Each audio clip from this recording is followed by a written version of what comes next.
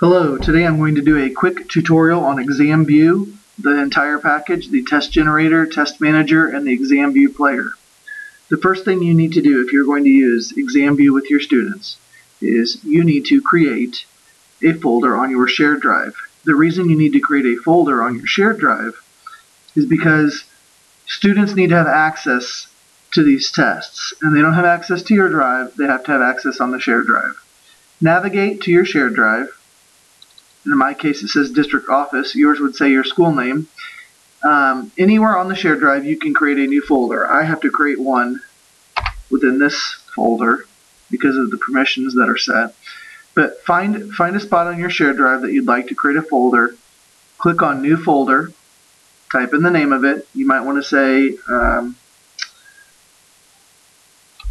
third hour chemistry, be specific.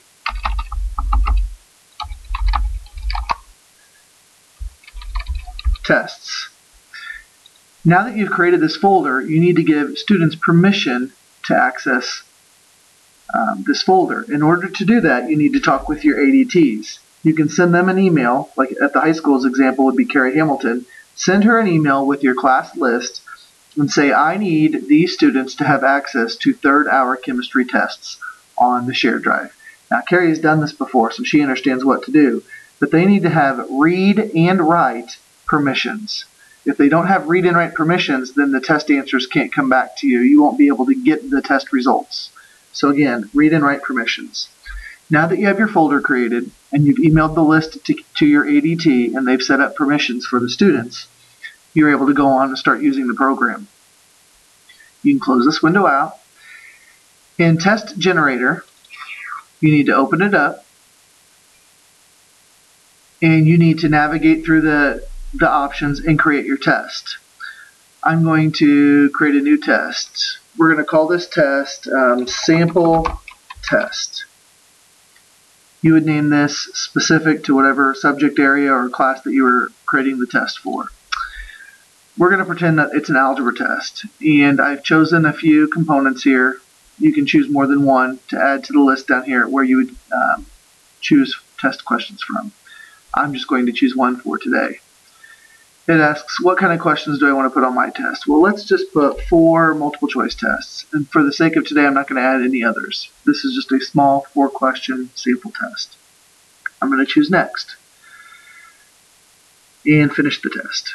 Now, again, I'm going kind of fast. You can slow down and pause this and work along with the video if you would like. So I have a 4-question test. Now that I have the test, I need to publish it.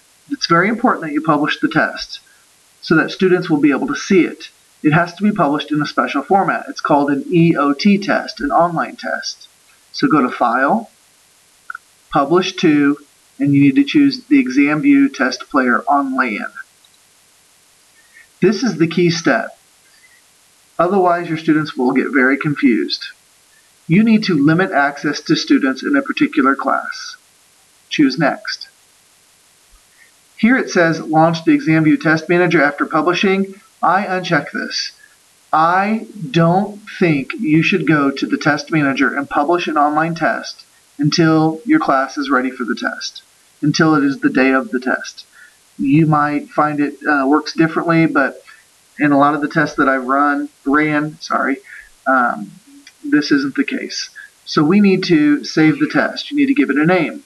You need to navigate to that folder, the one on the shared drive where you created the folder for your students. Here it is, third hour chemistry tests. In here I'm going to name this test sample test. You would be more specific, like chapter 1 or chapter 2, and it saves it, notice, as an EOT. Press save. The test is now available on the shared drive for the students to take. It actually is not available yet until you assign it to them. Since we did that key important step where we limited student access, right now the test isn't finished. We need to save a copy of this to your computer so that you have access to edit and reassign this test as needed this year or in future years. So you need to save the test. Instead of saving it in the shared drive because you don't want kids to have access to the actual test, you need to save it to your own folder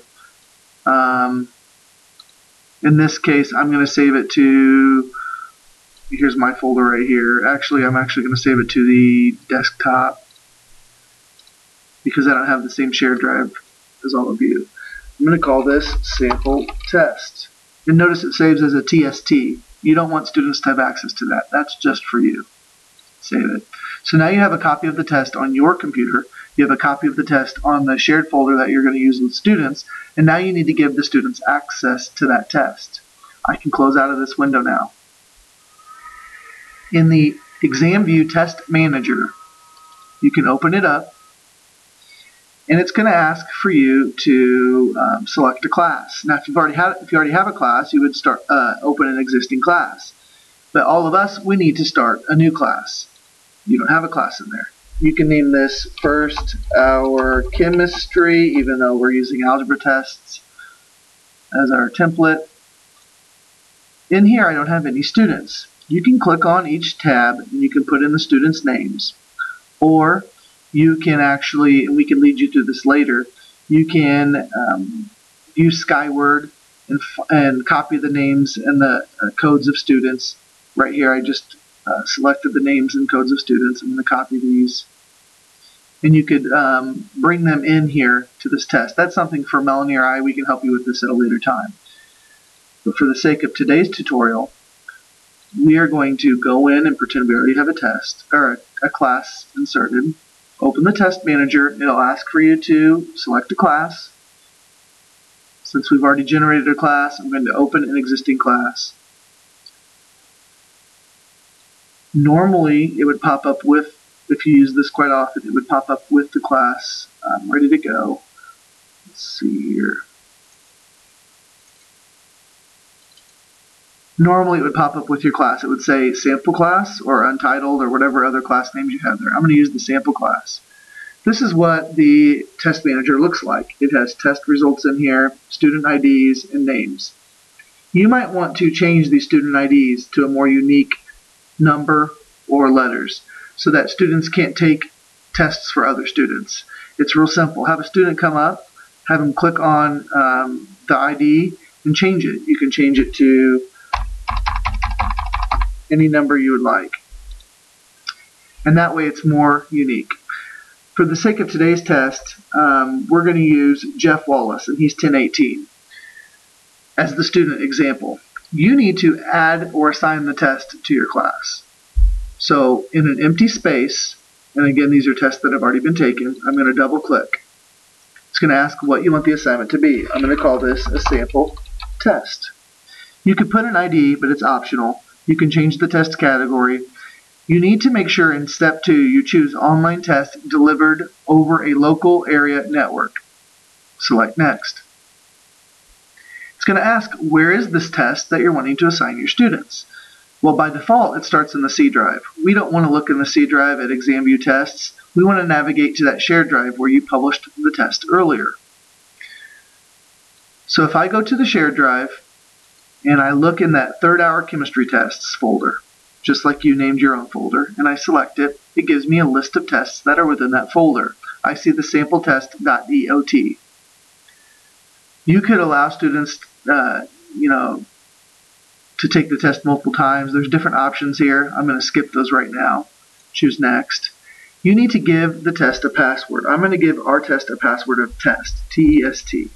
You can make this very unique. It's very important that you don't always use the same password because students will grow accustomed to it and they will take the test ahead of time. I want to use this password for all students, not just some. Use it for all. You can limit the time when they can take the test. There's some other options here. I'm going to choose next. In step 6, again, you can allow them to take the test for a certain amount of minutes. You can scramble the tests. There's different options here. I'm going to say next.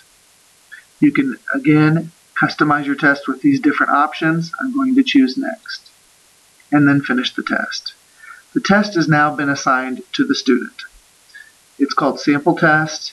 Here's the term and the information, and I have no results so far. The student, when they log on to their computer, they will need to open the examview player. Most students will have access to that in their Zen Networks window, the delivered applications. But in the future, if they navigate to the test and open it up, it should open up on its own. But they go into examview player. It's going to ask them for a username and password. Of course, they'll know their name and they'll know their password. At this point, I said I was going to use Jeff Wallace 1018. So I'm going to type in Jeff space Wallace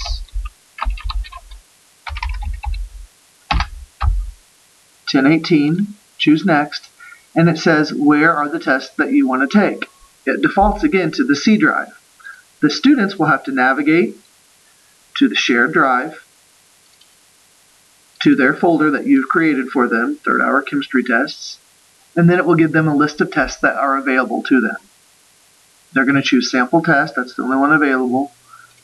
Next, and it asks for a password.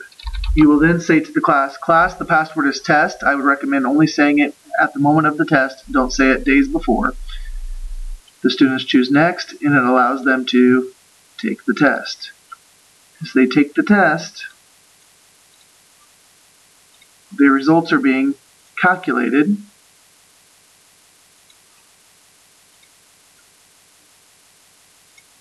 They can look to see if their answers were correct. The test is you end the test.